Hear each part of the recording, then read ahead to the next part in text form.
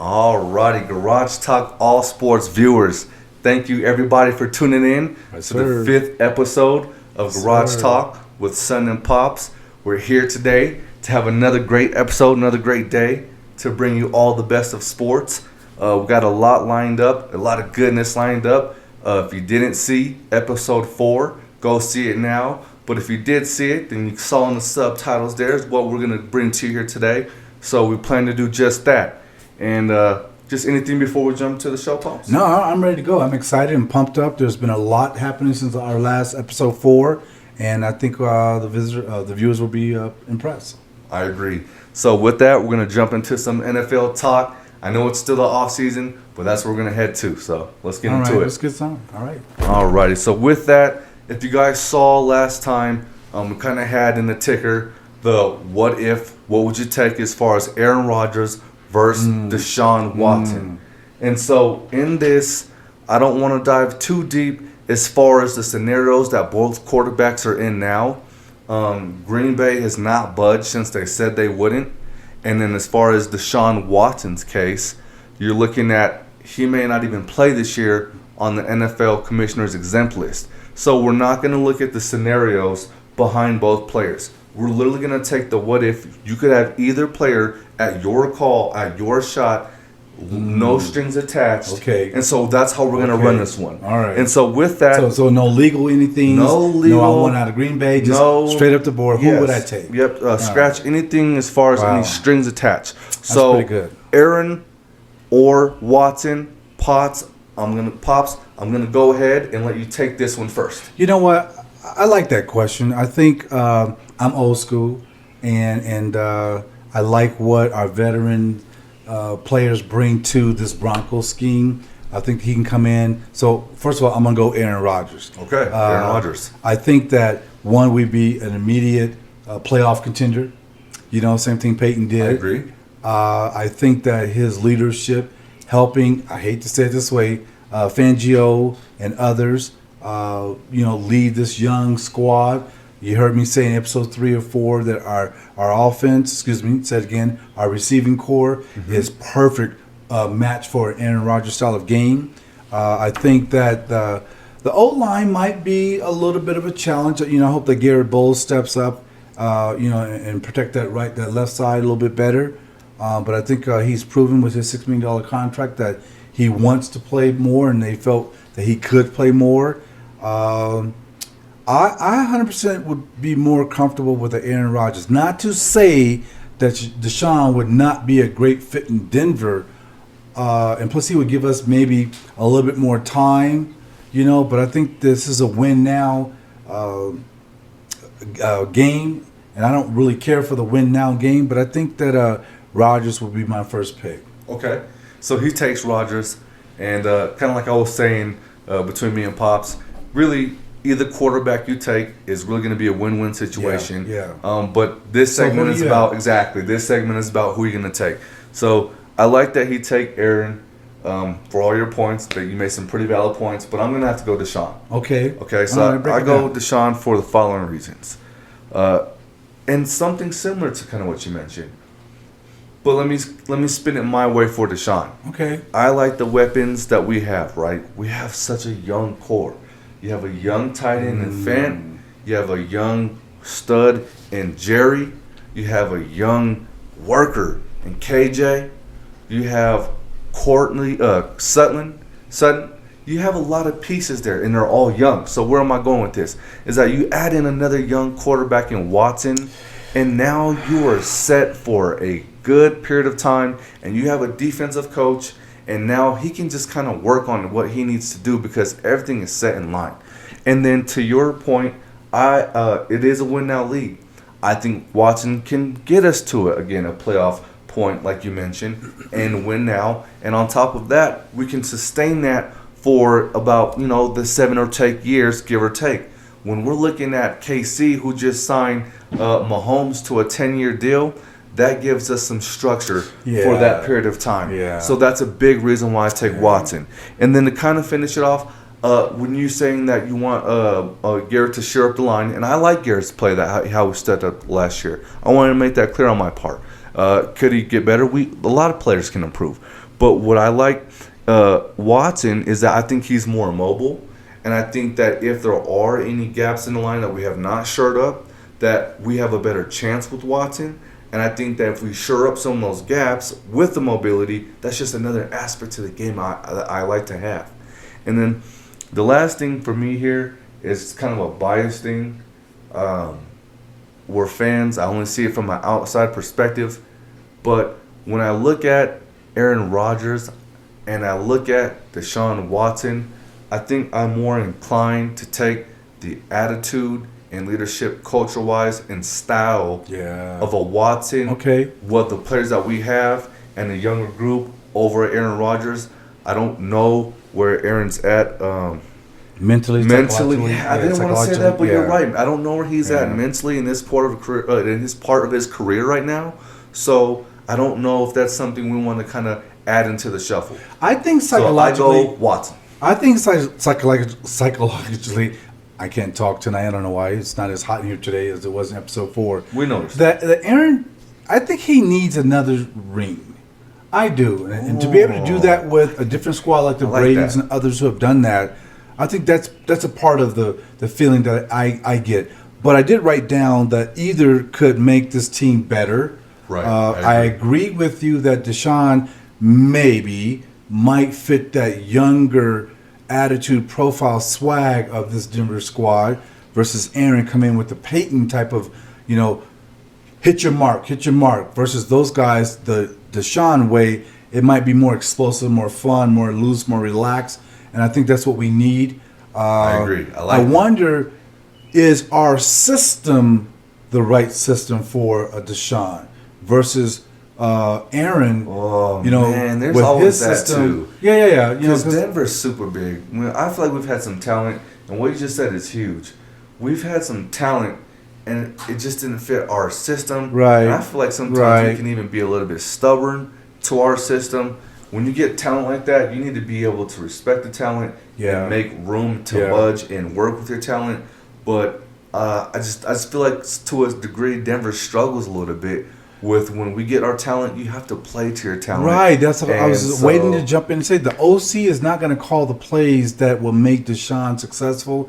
I think that Aaron, like how Peyton did, came in and said, we're not calling that crap. And he could orchestrate what we need in order to win. I like that. Again, I'm not taking anything away from Deshaun. He's a hell of a player, but I think he's had the better coaching in the Houston environment that made him successful. I'm not saying that Aaron hasn't had that, but he has that maturity and that I'm trying to find a good word to say that he knows how to say, okay, coach, I'm gonna manage this situation right here. Great word, man. She can manage the game, and like you said, he has that time, leadership that he can rightfully do so, and maybe have a little bit from the coaches to go ahead and do that. So he takes Rodgers, I take Watson. Garage Talk, all sports viewers, give us your take, please. Go ahead and drop in Garage Talk, all S1. That's the Twitter. Get in the conversation, guys. Drop a comment in if you're watching. Just get in there, and we'll put your take on here, and we'll get you guys in. With that, we're going to go ahead and move on, talk a little bit of golf if you're okay with that. Sure, what's up? Yeah. This is all sports, so let's talk some golf. All right. So, again, stay with us. If you saw it, if you didn't, I'm just going to bring it to you now. I'm just going to hit my pop straight up with it. Bam. Does Tiger need to ever play again? Does Tiger need to play golf again? Wait. Does he need to play to solidify himself? As the greatest golf player. Wow. I'm biased. I got into the game and fell in love with the game because of Tiger. I look at Tiger in terms of Jordan, Chamberlain, and many others who have raised the bar or changed their respective sport in some sense, and Tiger did that. I thought that, one, the purse got larger because of Tiger. You saw me and you, our faces were never as prominent before Tiger in that 96, 97, what did he go, pro 96 or something like that? Yeah, it was just a sport that we really didn't embrace. Mm-hmm. And then Tiger brought that younger echelon into the golf where when I would look at, and give my heart, I love the Golden Bear and Jack or Arnie or others.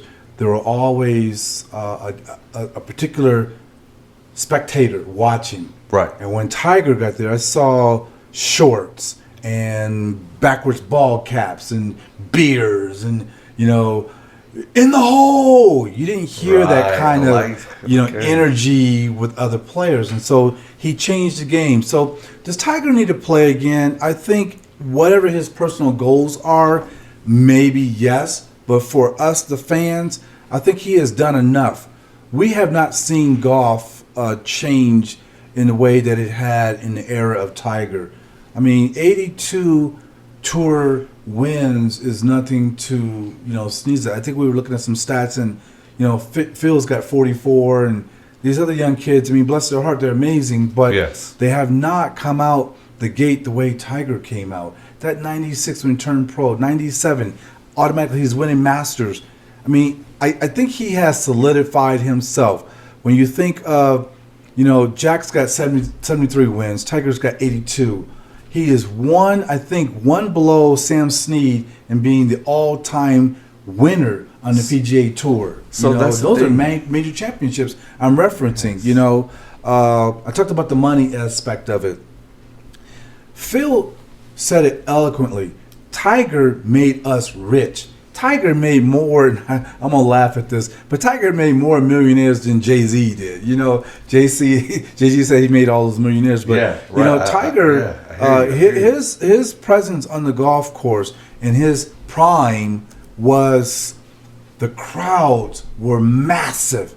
I don't care what country, what continent, what state you played in, people came out to see Tiger Woods. So I don't think he needs to do anything more. I would like to see him not do any more carnal damage to himself between injuries and accidents and some of the other things I don't want to get involved in, because his legacy is already written. Yeah. I just don't want him to tarnish his legacy where it is taboo or inappropriate, because it is a gentleman's game, that you want to reference his name because he kind of tarnished it. So this accident has to be the last issue. Him and cars do not go well, and I'll get off of that immediately because I want to say positive. But I don't think Tiger, if he never plays again, in some respect, be it commentating or other, that's the new Tiger, and I don't think he needs to play again to solidify what he's already done. I think he needs to play again because Americans or the spectators or the sport is just emotional. And when you can bring the hearts and passion back, people say, I love him and I'll forgive you again, now a second, third time. That's what I think that's why I think he needs to play again. But to play again to solidify his history in golf, that's done. Okay. That was done 5 years ago. I think so. I'll give you that. But that goes back to the biasness, in my opinion. Okay. So I support Tiger, and I'm all for Tiger, and I like your analogy as far as him being the best and have solidified his spot. But I just want to look at it from a true perspective. You've seen the old school. You saw him play.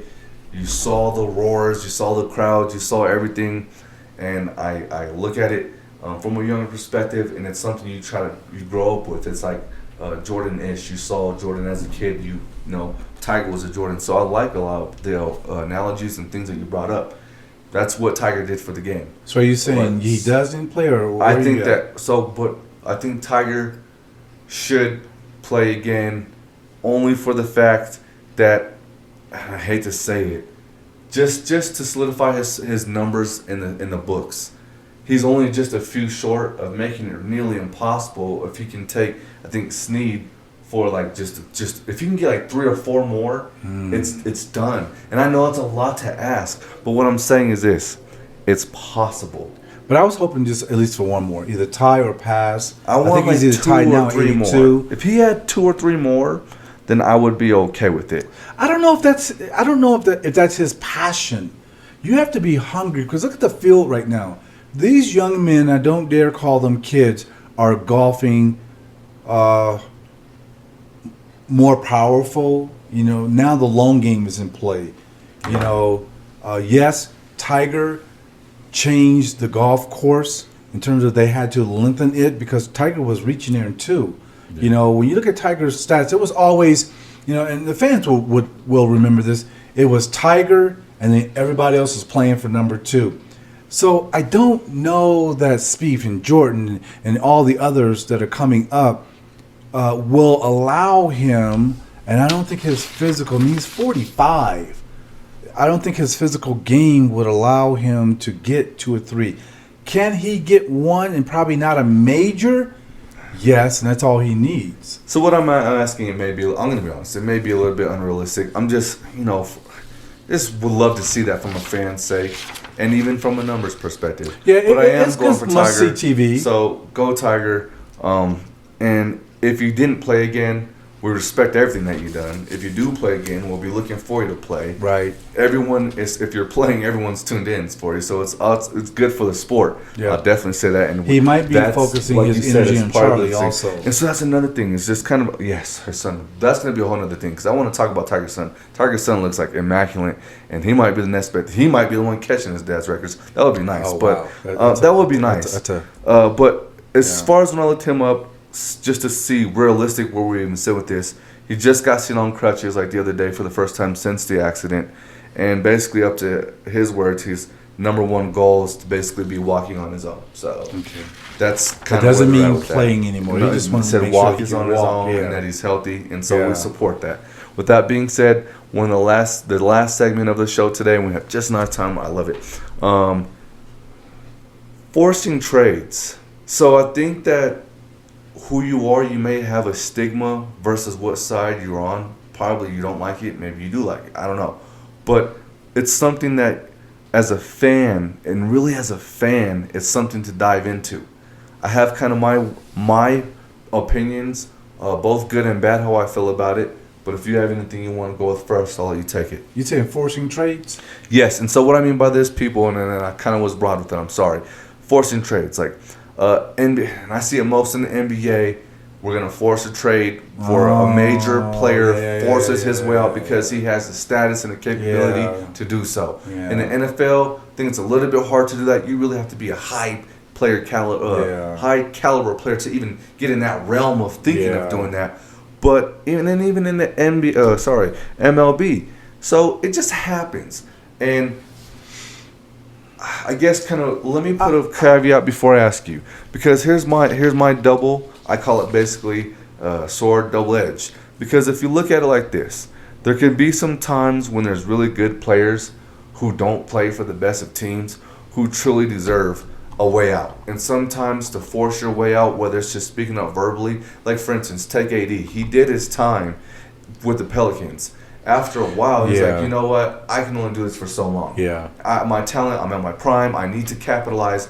I got to get out of here. Yeah. Okay? It happens. So, and then there's other times, though, as a fan, where I see, like, kind of almost where he went, super teams being built, and then the Nuggets are something like organic, and we don't necessarily get those players, and so then it rubs markets like us kind of the wrong way, because when the players are forcing out, it's not to go to Denver, it ain't to go to OKC, it's not to go to San Antonio, it's not to go to those places. They're going to big markets. They're going to big markets. Yep. So does a player deserve to have the capability to go earn one?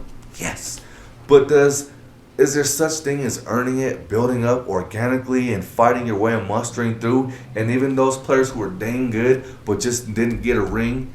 Yes. So what's your point? I love that. I hadn't thought about the era of the super teams.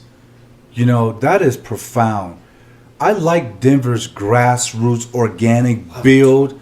You heard me say multiple times over the last 3 years, we need a big name. We need a big name. Yeah. Who is that person that will come here that will help us? You kept saying, no, we're organically growing. We got the right coach, the right squad. Yeah, we lost. We've already said in episodes 3 and 4, the Grants and everybody. So I get that. That is interesting, and I haven't had enough time to kind of sit and chew on it, so I'll just kind of speak loosely to it. Yes. Well, when the Yankees first did that to buy a World Series, they stacked that team.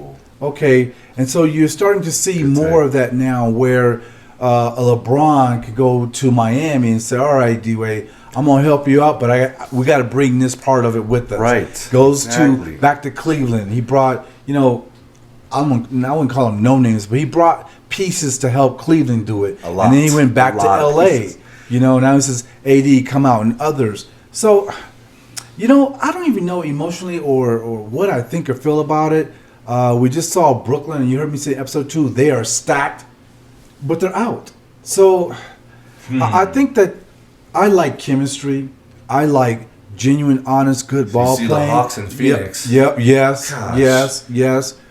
And okay, yep, you got CP3 there, maybe a couple other pieces, but I feel like it's more homegrown and organic than this era of the superstar teams. It's almost like watching U.S. Olympics '92, the dream teams. When you start stacking these teams like that, it's not, I don't know how to say it, but it's not as fun to me when I see something like that. I want to see homegrown. We did it through the draft. These guys are balling out, and we made it. Versus all the superstars going to one team to try and dominate that particular division or conference. And I'm just not a fan of it. So we're going to wrap up the show here shortly, but I like where we're at because it's super, like you said, super interesting. And then last show, you tried to hit me with a snippet. So I'll allow you to dive deeper with where we're at right now. Let's do a 5.2. Just let me ask this as we wrap this one up. Dame, would he qualify as someone if he forced his way out and went to a team, regardless of market? Would you feel okay and comfortable with that? To one of my examples of some players, maybe they give a pass. It's not about, for me, it's not, yes. That's what I was going to say. It's not so much about the pass as it is, okay, Portland's good. But are you going to go from Portland to OKC or to Denver or some other middle market team? I think he's, and again, I'm not speaking for him. We're just hypothetically speaking right now. Yep. He would probably endeavor to go to the East Coast and hang out with the Brooklyns and, really stack these super teams. And that's what I think that's the new thing now. Or he might stay in the West and go down to LA or maybe go help Phoenix. If he goes out, I would love for him to try with the Denver, but again, just hypothetically speaking. Yeah. Again, so So really, and then you kind of answered it. It just depends on where he goes. So I don't think that there really was a definite answer on that one. Like there's so many, depending on where. So when this type of thing happens, I think depending on where the dice land for you and your team and how it works out for your organization, is going to depend a lot on how you feel about that. I don't think he wants to go and say, I just had this.